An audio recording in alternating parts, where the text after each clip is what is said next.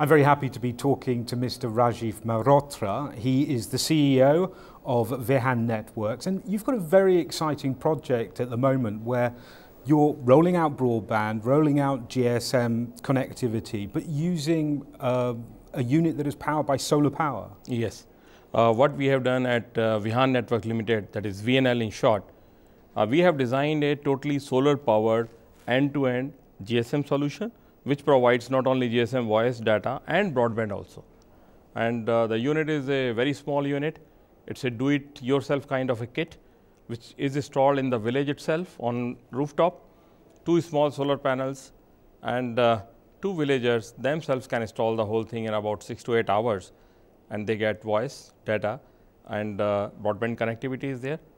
There is no operating cost because there is no need for any power, and this provides a very viable business case for mobile operators to go to those areas where it is not possible to get more than $2 per month from the users.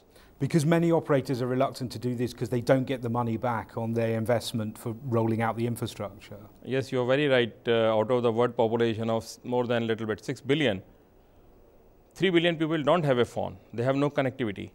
And out of this 3 billion, 1.6 billion people live in those areas where there is no electricity. They have no electricity whatsoever of any kind.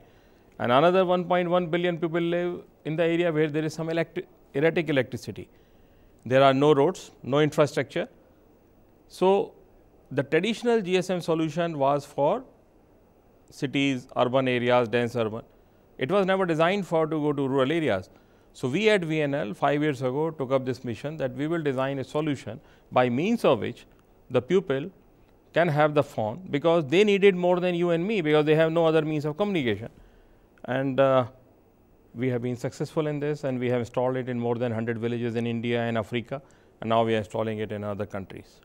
But it's also good for the environment, because we're told that ICTs, while they're potentially beneficial because they cut down on travel, etc., so it allows people to communicate without having to actually be physically there, there is the issue of the amount of energy that is required to run ICTs.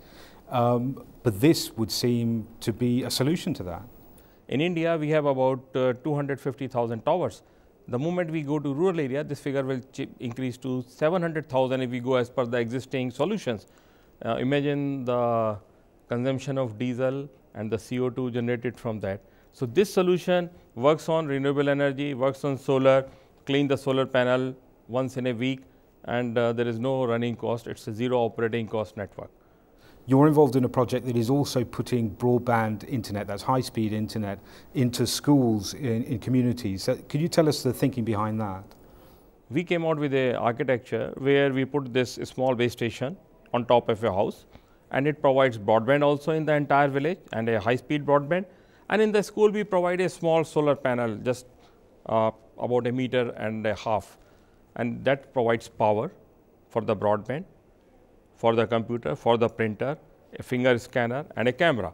So this is used not only for surfing the web, but for attendance of the teacher or students. And once the broadband connection is there, then you can use it for distance learning, for video conferencing, anything you can use it. And it's a big pipe we have provided. And of course, a school is a centre of a community. So we're not just talking about students, we're talking about people in surrounding villages can go and have access to broadband internet. Actually, the way we are doing it is, in each village, there is one school, and we provide it in that school. So even the villager doesn't have to, the children don't have to go to another village. In the same village, they will get this facility. And that's very interesting, the cultural impact of this technology, because I imagine these villages have been sort of pretty remote, fairly isolated.